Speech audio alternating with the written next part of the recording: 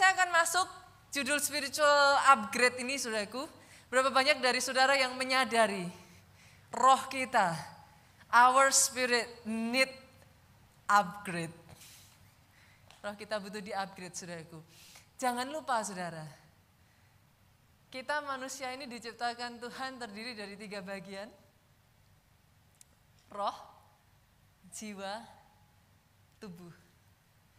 Sekalipun terdiri dari 3 bagian, tapi esensi utama kita, the real you, is your spirit.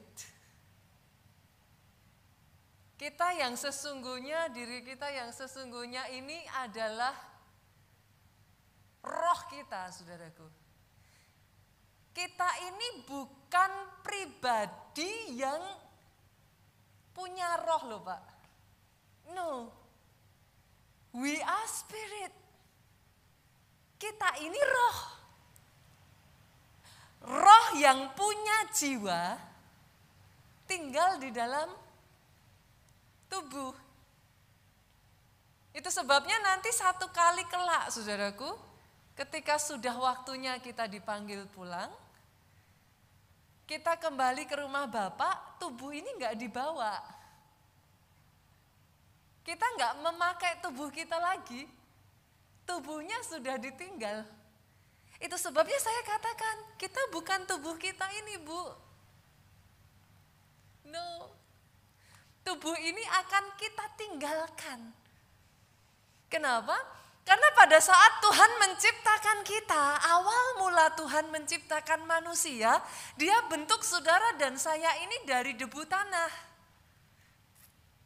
Dari debu tanah dibentuk, tapi Bu, sudah jadi, tetap gak hidup loh. Sampai Tuhan menghembuskan ruahnya. Apa itu ruah, saudaraku? Nafas hidupnya. Tuhan menghembuskan rohnya sendiri. Barulah manusia menjadi makhluk hidup. Bolehkah saya katakan ini, saudaraku? Saudara dan saya hidup karena ada roh Allah di dalam dirimu. Jangan pernah lupakan itu, saudaraku. Kita buka ya ayatnya Yohanes 3 ayat yang ke-6. Di sana mengatakan apa? Apa yang dilahirkan dari daging adalah daging. Apa yang dilahirkan dari roh adalah roh. Karena saudara berasal dari roh Allah, saudara itu roh. Dan roh saudara ini kekal, saudaraku. Kenapa? Karena roh yang ada di dalam saudara adalah roh Allah yang kekal. Itu sebabnya roh kita kekal. Pada saat nantinya kita meninggalkan muka bumi ini, saudara. Makanya saya senang kalau orang Indonesia bilang kita itu meninggal dunia, saudara. Tubuhnya yang mati. Jangan salah, rohnya enggak mati. Rohnya hanya meninggalkan dunia untuk masuk ke kekekalan. Kalau tubuh aja, saudaraku, yang saudara dan saya lihat ini, kita pakai paling berapa lama sih, saudara? 80 tahun? Syukur ya kalau bisa sampai 100 tahun ya, Bu. Ada di sini yang sampai 120 tahun, amin, saudaraku. Ada yang sampai 150, amin, saudara. Saya ikut bersuka cita. Tapi kalau tubuh yang hanya sementara saja kita pakai waktu di dunia ini, saudara dan saya rawat dengan sungguh-sungguh. Dijaga sungguh-sungguh. Dikasih vitamin, Pak. Dirawat ini badan gitu. Apa enggak terlebih lagi, saudara? Manusia roh nanti yang bahkan ketika tubuh ini sudah expired, masih lanjut perjalanannya. Yang mengerti katakan amin. Terlebih lagi harus dirawat dan butuh diperhatikan. Saya percaya ya saudara melalui pesan firman hari ini ya. Roh Kudus itu mau mengingatkan setiap kita, yuk di bulan Mei ini sama-sama upgrade manusia rohmu. Amin saudaraku. Upgrade manusia rohmu. Kenapa saudara? Karena 2 Korintus 4 ayat 18 mengatakan sebab kami tidak memperhatikan yang kelihatan. Yang tidak kelihatan, melainkan yang tidak kelihatan. Karena yang kelihatan sementara, sedangkan yang gak kelihatan itu kekal. Jadi kalau yang kelihatan aja saudara rawat begitu rupa, yang gak kelihatan, rawatlah dengan lebih sungguh-sungguh lagi. Kenapa saudaraku? Ibu-ibu secantik-cantiknya kita. Bapak-bapak halo, di sini bapak-bapaknya yang keren-keren, ganteng-ganteng, seganteng-gantengnya kita. Maaf Pak, Alkitab katakan sementara. Gantengnya, cantiknya sementara. But the real you is your spirit. Yang di dalam diri saudara ini justru itu yang sesungguhnya.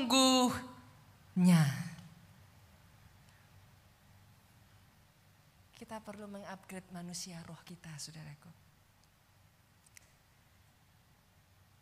Kalau dipikir-pikir ya saudara, berapa banyak dari kita semua, kalau zaman sekarang saya rasa nggak ada ya yang nggak punya handphone ya. Semua kita punya handphone. Kalau kita renungkan ya, nggak usah kita aja ya Pak manusia roh ya. Kita bicara handphone aja deh. Coba Pak, kalau saudara pakai handphone ya nggak di-upgrade.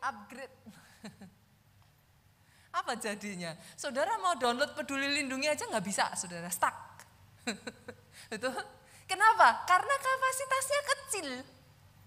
Halo, bolehkah saya mengatakan ini? Atas hidup pribadi, lepas pribadi di tempat ini. Tuhanmu yang besar itu hanya bisa punya rencana yang besar atas kehidupanmu. Dia tidak pernah memikirkan rencana yang hanya kecil-kecilan, yang biasa-biasa saja. Setiap pribadi, lepas pribadi di tempat ini rencana Tuhan, rencana yang besar atas hidup saudara. Boleh saya dengar aminnya yang paling keras dari tempat ini? Kalau mau tepuk tangannya yang paling meriah. Tapi rencana yang besar, maafkan saya saudaraku, hanya bisa terjadi kalau di-upgrade. Kalau handphone aja butuh upgrade, apalagi manusia roh kita. Bukannya Tuhan gak mau bawa besar saudara. Kadang sudah mau dibawa besar. Tapi kalau gak di-upgrade, stuck. Gak bisa gitu. Tuhan mau bawa besar juga nggak bisa, bukan Tuhannya yang nggak bisa, kitanya yang jadi nggak mampu, nggak kompatibel, saudara. Itu sebabnya Alkitab itu dengan jelas mengatakan, kita lihat ya, kita buka ya, kita lihat dalam 2 Petrus pasalnya yang pertama, ayatnya yang ke-5 sampai ayatnya yang ke-8. Saya bacakan ya. Justru karena itu, orang-orang di tempat ini yang mau Tuhan bawa besar. Izinkan saya katakan ini. Justru karena itu, kamu harus dengan sungguh-sungguh berusaha untuk menambahkan. Kira-kira salah nggak ya kalau saya ganti gini? Justru karena itu, kamu harus berusaha dengan sungguh-sungguh meningkatkan. Boleh dong? Boleh ya? Menambahkan, meningkatkan. Sama ya? Kata menambahkan, meningkatkan itu sama dengan mengupgrade, saudara. Tingkatkan. Tambahkan. Tingkatkan apanya, saudaraku? Upgrade imanmu. Ada waktu-waktu dalam kehidupan gereja ini ya saudaraku, Tuhan mau bawa besar, Tapi kalau leadernya nggak punya keberanian, nggak bisa loh. Saudara mengerti yang saya maksudkan? Ada orang-orang di tempat ini Tuhan mau bawa kau besar, but you keep on saying to yourself, orang macam saya gini mana bisa pastor. Imanmu harus di-upgrade. Karena kalau imanmu nggak di-upgrade, Tuhan mau pakai besar juga nggak bisa. Kenapa selalu meragukan diri sendiri, selalu mempertanyakan diri sendiri, selalu nggak pede? Ketekunannya harus di-upgrade. Kenapa saudaraku? Lah kalau enggak baru gagal sedikit aja udah nyerah. Tekun. Ketika Tuhan izinkan engkau melalui kegagalan demi kegagalan, tekun. Kerjakan terus. Jangan menyerah. Maju terus. Diizinkan melalui masa-masa sukar. Tekun. Kalau enggak di-upgrade saudaraku, baru sedikit ngalami masalah aja, enggak bisa pastor. Itu? Apalagi saudara, pengendalian dirinya harus di-upgrade. Tuhan bawa besar, tapi pengeluarannya besar pasak daripada tiang. Gaya hidupnya enggak dikendalikan. Lah mau dibawa sebesar apa juga kalau pengeluarannya lebih besar ya habis saudara. Yang mengerti amennya yang paling keras. Upgrade. Bukan Tuhan tidak mau membawa engkau besar. Tapi dibutuhkan manusia roh yang besar untuk dibawa perkara besar. Upgrade itu adalah pintu menuju terobosan yang lebih besar. Itu juga yang terjadi dalam kehidupan Yusuf. Pak, Yusuf tadinya saudaraku, anak manja di rumah orang tuanya saudara. Ya gimana saudara? Kalau saudara baca kisahnya Yusuf, ini bukan saya saudaraku. Saya itu menyetujui tindakan kakaknya menjual Yusuf tuh enggak saudara. Tapi ya gimana nih bocah memang tengil gitu saudaraku. Sudah ngerti satu-satunya yang dapat jubah mewah cuman dia, kakak-kakaknya enggak dikasih, dia pamer. Lah ya gimana saudara? Saudara mengerti maksud saya ya? Tuhan kasih dia kelebihan, yes. Sejak dari dulu itu jangan salah loh saudara. Kelebihan Yusuf untuk mendapat penglihatan itu Tuhan sudah kasih dari dulu. Tapi Yusuf yang masih mentah, mau dipakai Tuhan, gak bisa. Berapa banyak dari saudara di sini pengusaha dan saudara tahu yang saya maksudkan. Bukannya saudara gak mau mengangkat orang di bawah saudara atau karyawan saudara. Tapi mau diangkat kapasitasnya gak ada. Ya gak bisa, mau diangkat seperti apapun gak akan bisa. Sama, Yusuf juga sama saudara. Tuhannya mau pakai Yusuf itu no doubt. Nah tapi Yusuf yang begitu mentah, dapat penglihatan malah ngomong sama saudara-saudaranya. Udah ngerti nih saudara-saudaranya jengkel. Malah dapat penglihatan ngomong. Tuhan bilang, matahari, bulan, 12 bintang sujud menyembah. Jadi citak tuh saudaraku. Begitu ada kesempatan sama saudara-saudaranya, jual saudara. Saudara mengerti yang saya maksudkan? Kita harus upgrade. Tapi kadangkala, maaf saudara, saya harus katakan ini. Upgrade itu enggak seenak yang saudara pikirkan loh. Masalahnya banyak orang Kristen tuh curang loh Pak. Pastor, saya berdoa, Tuhan berkati saya.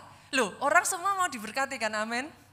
Loh, kalau pendeta ngomong, berapa banyak dari saudara yang mau diberkati? Wah, aminnya yang keras. Wah, aminnya kencang saudaraku. Setiap kita mau diberkati, mau naik level, mau dibawa Tuhan besar. Tapi kadangkala saudara, hati-hati dengan apa yang kau doakan.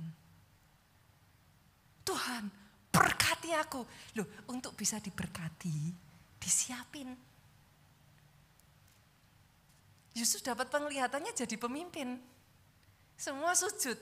Ya beneran saudara, disiapin. Dibuang. Jadi budak. Nangis. Yusufnya nangis. Boleh dilihat di sini saudaraku. Yusufnya teriak. Dilupakan. Tidak dipedulikan. Benar-benar mengalami ketidakadilan. Yusufnya nangis. Dia belajar orang yang dia percayai. Orang yang tadinya dia pikir sudah dia tolong, juru minuman raja. Melupakan dia begitu saja. Yusufnya nangis. Tapi melalui semuanya itu, hikmatnya di-upgrade. Caranya berurusan dengan orang di-upgrade. Leadership-nya di-upgrade. Boleh dia nangis, saudaraku.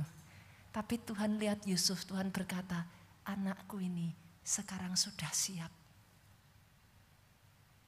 Dia angkat Yusuf.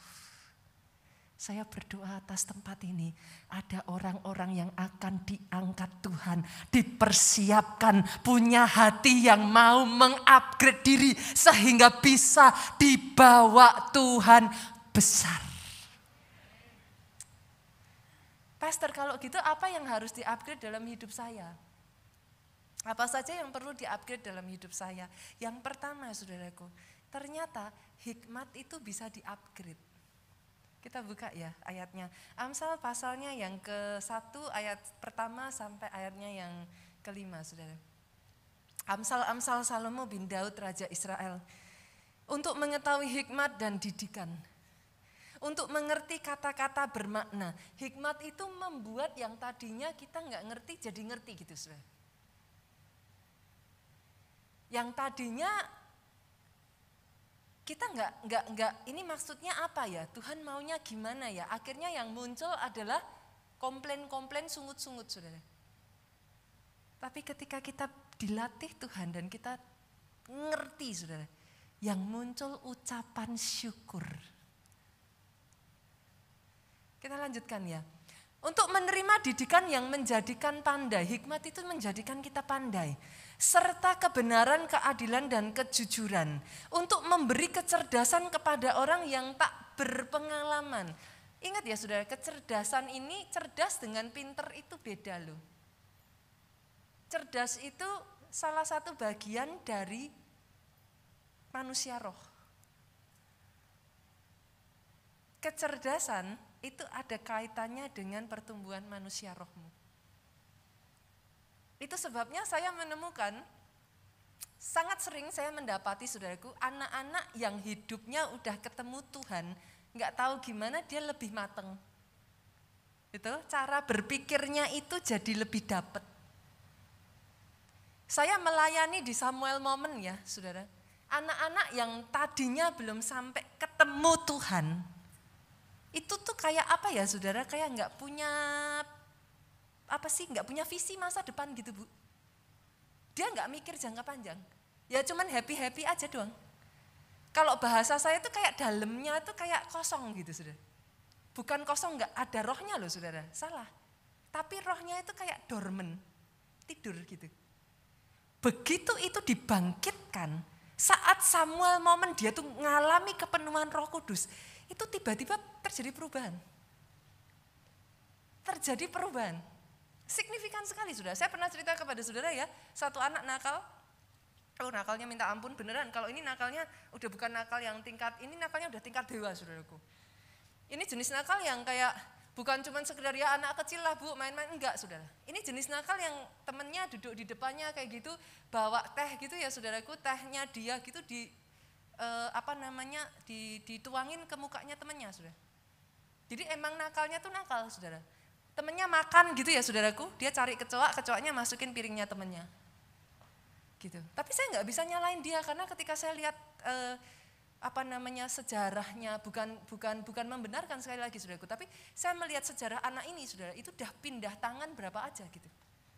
Orang tuanya nggak mau ngasuh dia, serahin ke bibi nggak mau angkat tangan, serahin ke paman angkat tangan, serahin ke kakek angkat tangan, serahin ke keluarganya gitu sudah. Udah berganti sekian tangan sampai ke kerabatnya ini yang membawa dia ke gereja kita.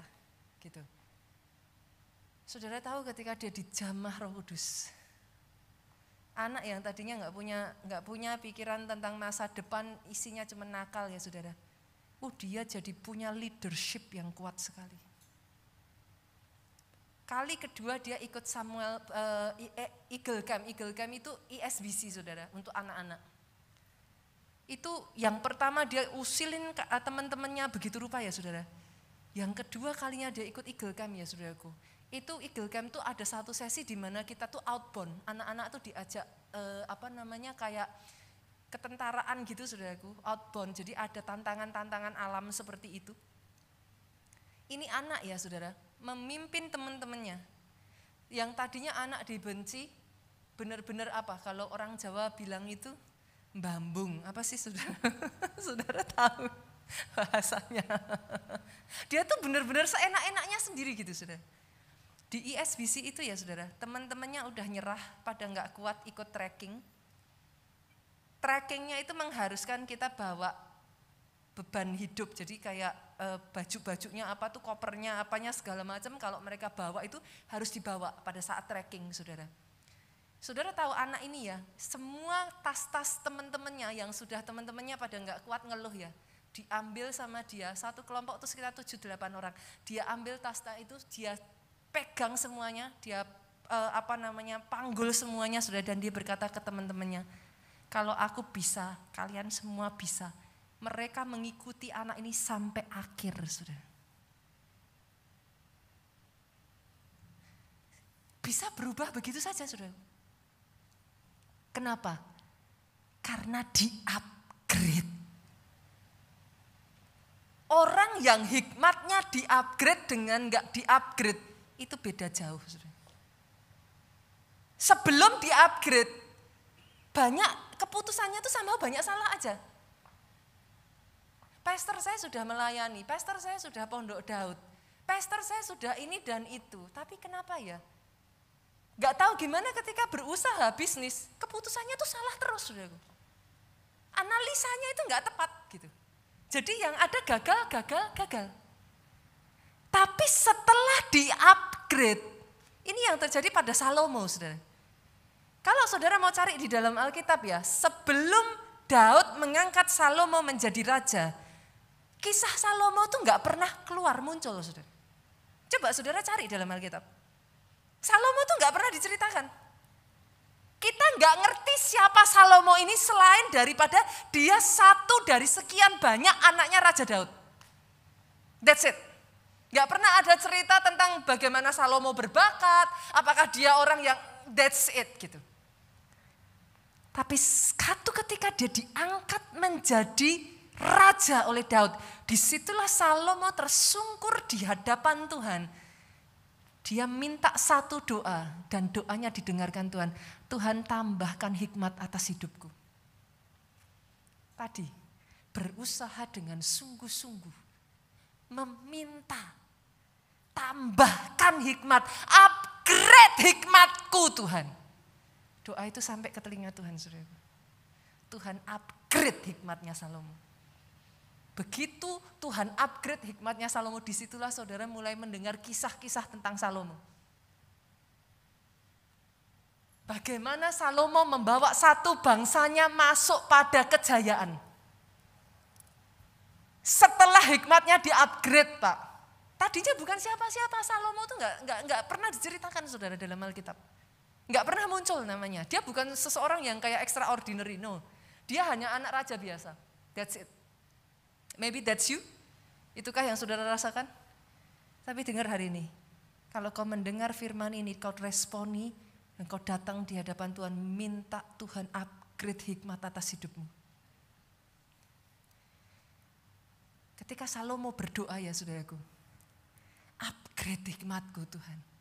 Di zaman Salomo saudaraku, dia mengangkat derajat rakyatnya. Negara mana yang gak ada orang miskinnya saudara? Saudara kalau lihat sehebat-hebatnya di Amerika ada orang miskinnya kok. Saudara akan melihat ada orang-orang yang di pinggir-pinggir jalan juga minta-minta. Ada orang miskinnya. Tapi di zaman Salomo, Alkitab mencatat tidak ada satupun rakyatnya yang miskin. Banyaknya emas perak itu seperti banyaknya batu. Saya berdoa hikmat seperti ini Tuhan berikan atas hidupmu, atas hidupmu, atas hidupmu. Di dalam kehidupan saudara, Tuhan pakai saudara mengangkat derajat keluargamu. Derajat orang-orang yang ada di bawahmu. Derajat orang-orang yang ada di sekeliling saudara. Tangkap ini dengan iman saudaraku. Boleh saya berikan tepuk tangan yang paling meriah buat Yesus Tuhan kita. Yang kedua saudara, apa yang bisa di-upgrade? Urapan saudara. Level urapan dalam diri kita itu bisa di-upgrade loh. Pastor contohnya apa? Elisa. Elisa yang sama Pak. Ketika lewat dengan rombongan Nabi yang pertama kali, dia dicemooh loh. Dia dihina. Tapi Elisa yang sama, dia terima urapan double porsi. Perkataannya beda Pak. Apa yang dikatakan Elisa terjadi. Oh saya berdoa saudara bisa tangkap ini. Level urapan itu bisa di-upgrade Pak. Yes, sangat bisa di-upgrade. Setelah Elisa terima urapan double porsi, dia ketemu nabi-nabi yang lain, mereka sujud menyembah Elisa.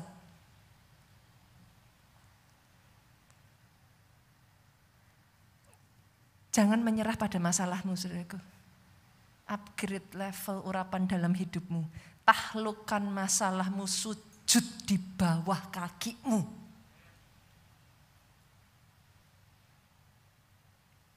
Masih ingat Samuel, saudara? Sejak kecil dia tumbuh di rumah Tuhan, dia bertumbuh di dalam level pengurapan. Alkitab itu mencatat, saudaraku. Saudara masih ingat ya, di zaman di mana suara Tuhan itu enggak ada. Samuel dengar suara Tuhan. Samuel, masih ingat ya ceritanya ya Pak ya. Tapi ternyata Samuel itu terus bertumbuh dalam pengurapan Pak. Sampai Alkitab mencatat tidak satu pun perkataan Samuel tidak terjadi. Semua nubuatan Samuel tidak satu pun dibiarkan Tuhan gugur. Itu jenis satu level pengurapan tersendiri. Ada sampai di satu titik level pengurapan tertentu ya saudaraku. Saya pernah berjumpa dengan orang-orang seperti ini. Apa yang mereka katakan jadi.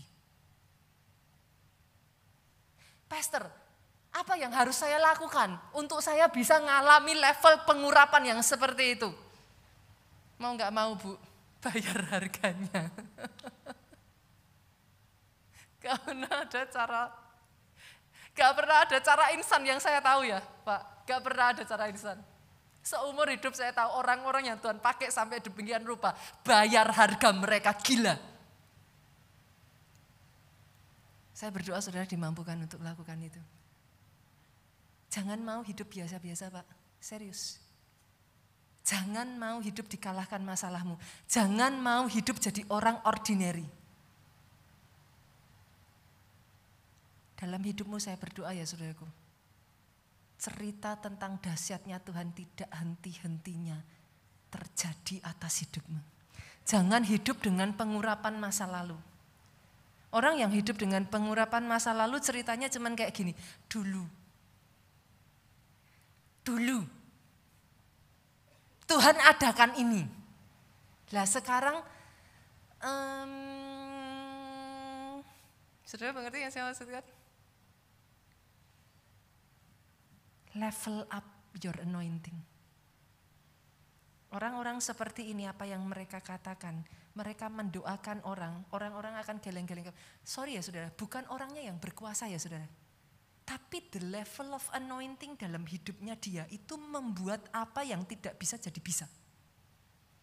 Kalau saudara pernah baca satu ayat di dalam Alkitab, dan kuk itu dilepaskan oleh urapan. Dibutuhkan urapan untuk menghancurkan saudara. Apa yang jadi penghambat dalam hidupmu? Dibutuhkan urapan untuk saudara itu mengalahkan penghalang-penghalang dalam dirimu. Penghalang itu banyak. Penghalang itu boleh orang lain yang berusaha menutup jalanmu. Penghalang itu boleh orang lain yang gak suka engkau maju. Penghalang itu boleh dirimu sendiri yang gak bisa mengendalikan diri kita. Gak bisa mengalahkan kedagingan kita. Penghalang itu bisa jadi juga saudaraku. Ada banyak hal. Tapi saya berdoa, level urapan yang ada dalam hidupmu itu mengalahkan penghalang atas hidupmu. Level up. Pastor, gimana caranya? Saya tuh kalau mau berjuang berdoa aja susah. Puji Tuhan sekarang Pondok Daud di gereja kita sudah dibuka onsite Pak. Join, hari Sabtu itu dari jam 11, ini kita baru buka awal 11 sampai jam 3 siang. Nanti kita akan tambahkan terus. Dan kabar baiknya, bulan Mei ini gereja kita akan kembali mengadakan KKR 10 hari non-stop. Dari tanggal 26 Mei nanti, sudah catat tanggalnya ya, sampai tanggal 5 Juni. Non-stop, kita akan buka KKR 10 hari. Saya berdoa saudaraku, nanti teman-teman hamba-hamba Tuhan yang sudah lama tidak datang ke Indonesia bisa join bersama-sama dengan kita lagi di momen KKR ini gitu. Dan kabar baiknya lagi, nah ini siap-siap, ini saya sudah langsung lanjut saudaraku. Saya mendahului saudara, saya sudah lanjut terlebih dulu. Kemarin kita puasa 21 hari, saya lanjut, saya bablas saudaraku. Ini nanti tanggal 9 Mei akan dibuka lagi, kita puasa raya seluruh jemaat keluarga lah. Get ready ya, 40 hari, dari tanggal 9 Mei sampai Juni 17. Dari jauh senggol kiri kanan, jangan gak ikut saudaraku. Disiplin puasa. Percaya nggak percaya ya sudah, di momen puasa ini ya ada hal-hal yang dari saya berpuasa ini ya, saya belum bisa ceritakan banyak kepada saudara. Ada sangat banyak hal-hal yang secara manusia tidak bisa. Tuhan sudah bukakan jalannya di momen saya puasa kali ini. Ada banyak perizinan di gereja kita Tuhan selesaikan di momen saya puasa ini. Nanti satu hari akan jadi satu kesaksian yang luar biasa indah gitu. Di momen-momen ini ya saudara, bahkan dalam diri saya sendiri, ada hal-hal yang tadinya saya kayak I don't have the power gitu, kayak saya nggak bisa mengalahkan diri saya sendiri untuk melakukan itu. Justru di momen puasa Tuhan kasih saya kemampuan. Jadi ayo join, ikut doa puasa nanti mulai tanggal 9 Mei. Liburan ini seneng-senengin, habis-habisin saudara. 9 Mei kita masuk di dalam doa puasa. Yang ketiga saudara, apa saja yang bisa kita upgrade dalam hidup kita? Kasih saudaraku. Yohanes 3:16, karena begitu besar kasih Allah akan dunia ini. Orang Kristen harus hafal ayat ini ya. Gak lihat ke depan hafal gak saudara? Sehingga dia karuniakan anaknya yang tunggal. Supaya barang siapa percaya tidak binasa melainkan beroleh hidup yang kekal. Karena begitu besar kasih Allah. Artinya kasih itu bisa diukur saudara. Dalam kasus ini, ketika kasih Allah kepada manusia itu diukur saudaraku. Alkitab mencatat begitu besarnya, sampai kasih yang begitu besar ini, dia itu mendorong Tuhan, mendorong Allah menyerahkan anaknya satu-satunya. Artinya yang namanya kasih itu bisa di-upgrade. Ada orang-orang yang begitu kecil level kasihnya saudaraku, sampai yang lebih parah ya saudaraku. Bukan hanya kecil ya, mungkin defisit level kasihnya, bahkan bisa tertawa di atas penderitaan orang lain. Gak tahu gimana, pokoknya kalau lihat orang menderita gak tergerak aja, gitu. Kita mikirnya cuman kayak repot, gitu. Jadi yang namanya kasih itu punya levelnya saudaraku, punya kapasitasnya.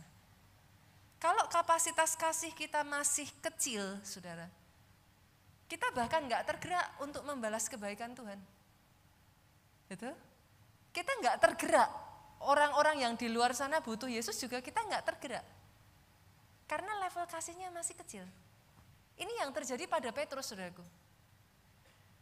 Ngomongnya aja gede Pak. Yesus, pokoknya kalau ada apa-apa sama Yesus, aku nomor 1 yang bela. Ngomongnya gede. Tapi pada saat Yesus ditangkap, pertama yang lari Petrus saudaraku.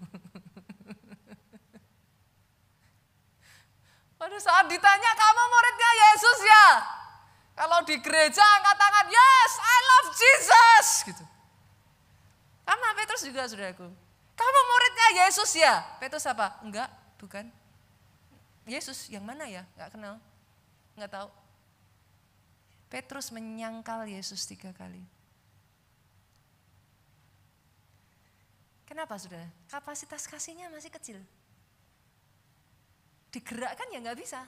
Disuruh apa-apa juga nggak mau. Disuruh berkorban buat Tuhan jangan harap. Sampai satu ketika Yesus datang sama Petrus, dia tanya, Petrus, apakah engkau mengasihi aku? Bahasa Indonesia kita nggak ngeh saudara. Kenapa? Karena bahasanya sama, apakah engkau mengasihi aku? Dalam bahasa Ibrani aslinya Yesus tanya gini, Petrus, apakah engkau agape aku? Itu bahasa aslinya. Kalau saudara baca di dalam Alkitab bahasa Ibraninya itu, apakah engkau agape aku? Dan literally Petrus menjawab saudara, Tuhan, aku phileo engkau. Saudara yang sudah mengerti level kasih itu banyak saudara. Eros itu level kasih yang hanya nafsu aja. Pokoknya maunya cuma nafsu aja. Cintanya itu nafsu, itu eros, paling rendah. Lalu kemudian ada phileo. Phileo itu brotherly love. Kasih yang kayak sama temen gitu saudara. Kita belain temen, kita setia kawan. Itu phileo. Lalu ada yang namanya agape. Agape itu jenis kasih yang tanpa syarat. Yesus tanya sama Petrus, Petrus, apakah engkau agape aku? Petrus dengan jelas jawab. Sampai 3 kali Yesus bertanya. Di titik ketiga, Petrus itu sedih, dia mendesah saudaraku. Dia cuma bisa ngomong gini, Tuhan, engkau tahu, aku phileo engkau. Yesus mau membawa Petrus sampai ke titik agape, enggak bisa. Dia hanya bisa menjawab, aku phileo engkau. Amazingnya saudaraku, Tuhan kita tidak pernah menyerah atas kehidupan pribadi, lepas pribadi di tempat ini. Tuhanmu belum menyerah atas hidupmu. Petrus boleh menjawab, aku phileo engkau. Kasih Yesus itu dicurahkan limpah atas hidup Petrus. Di tengah ketidakmampuan Petrus, Yesus justru berkata, gembalakan domba-dombaku. Itu saya bisa bayangin ya saudara, kebayang gak sih perasaan Petrus waktu itu? Habis mengkhianati, menyangkal, ninggalin Yesus. Yesus datang, ditanya, do you love me? Itu rasanya gimana? Itu enggak enaknya minta ampun saudaraku. Tapi dengan semua keterbatasan itu, Yesus merangkul Petrus, mempercayakan kepercayaan besar atas Petrus. Dia katakan, gembalakan domba-dombaku. Sejak dari hari itu, Petrus bertumbuh di dalam kasih, Pak. Seorang yang menyangkal Yesus, lari meninggalkan Yesus, mengakhiri hidupnya dengan disalib terbalik, saudaraku. Dia memutuskan untuk membuktikan di akhir hidupnya kepada Yesusnya. Dia menyerahkan nyawanya, saudaraku. Dia mati sebagai martir. Saya berdoa, kasih-Mu kepada Tuhan, kepada sesama, diperbesar. Dimanapun Tuhan tempatkan engkau, berani bersaksi, ceritakan kepada orang di luar sana betapa baiknya Tuhanmu. Biarlah hati kepada jiwa-jiwa itu diberikan atas hidup saudara. Yang terakhir saudara, pemain musik boleh maju ke depan. Upgrade apa saudara? Upgrade dalam anugerah. Saya bacakan satu ayat ya, 1 Samuel 2 ayat 26. Tetapi Samuel yang muda itu semakin besar, semakin disukai baik di hadapan Tuhan maupun di hadapan manusia. Ini bahasa Inggrisnya saudaraku, dikatakan di sana grow in favor with God and with people. Jadi ternyata favor itu kita bisa grow saudaraku. Yang dimaksud favor itu bagaimana pastor? Oke. No doubt Tuhan itu cinta semua orang saudara. Kita tahu lagunya ya. Yesus cinta segala bangsa, semua bangsa di dunia. Tuhan itu cinta semuanya. Tapi boleh nggak saya tanya, berapa banyak di sini yang udah punya anak? Boleh lambaikan tangan? Banyak dong yang sudah punya anak. Oke. Kita sama anak kita, Bu. Kita cinta semua anak kita dong. Tapi somehow ada anak-anak yang orang tuanya sayang, dibalesnya itu dengan semau-maunya sendiri gitu. Pokoknya nggak tahu gimana anak ini itu kata-katanya selalu nyakitin orang tuanya. Apa yang dia lakukan selalu nyakitin orang tuanya gitu. Bapak Ibu pernah nggak ketemu anak yang kalau disuruh apa aja punya 1001 alasan untuk bilang enggak. Tapi kan baru ini apa gitu. Tapi saudara pernah ketemu nggak anak yang semua disayang gitu sudah. Tapi yang satu ini nggak usah diminta. Lihat mamanya capek, dia pengertian. Sudah ngerti? Itu rasanya beda loh. Senang deket-deket orang tuanya. Ada aja cara dia nggak tahu gitu. Pokoknya 1001 cara aja. Dia pengen bikin orang tuanya happy. Beberapa waktu yang lalu Pak Jo sempat khotbahkan, kayaknya pagi deh Pak Jo khotbahnya ya. Sempat khotbahkan tentang anak saya yang kecil, saudaraku. Saya nggak suruh, saudara. Tiba-tiba dia ambil kertas, dia gambar, terus dia tulis. Dia cuma ngomong gini dalam bahasa Indonesia, bahasa Inggrisnya tuh gini. Intinya dia ngomong, Mom, I wish gitu.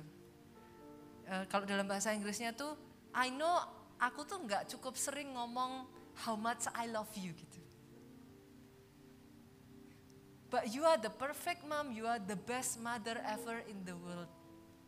I just want you to know that I love you so much. Itu kalau saudara jadi orang tuanya dapat tulisan kayak gitu kelepek-kelepek loh saudara. Saudara ngerti yang saya maksudkan? Bukan Tuhan mengasihi berbeda, enggak. Kadang yang jadi beda itu respon kita sama kasihnya Tuhan. Ada yang responnya, Tuhan mengasihi saya, so what? Tapi ada orang-orang yang, Tuhan, seumur hidupku, dari ujung kepalaku sampai ujung kakiku, apa yang bisa aku lakukan buat Tuhan? Tuhan mau pakai tanganku, Tuhan pakai tanganku. Kalau Tuhan bisa pakai kakiku, pakai kakiku. Kalau Tuhan bisa pakai mulutku, pakai mulutku. Seumur hidup, hidup ini untuk memuliakan Tuhan. Itu kena lu di hatinya Tuhan. Adakah orang-orang yang mau, saudaraku, di tempat ini mendedikasikan hidup ini selama kita masih di bumi ini, menyenangkan hatinya Tuhan? Bangkit berdiri yuk jemaat Tuhan. Minta Roh Kudusnya, saudara. Kita tidak akan bisa mengasihi dari diri kita. We are very limited in many things.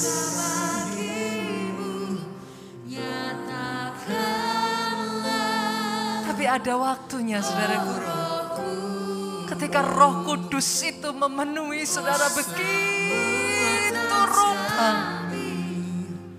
Berhembuslah penuhi hati ini.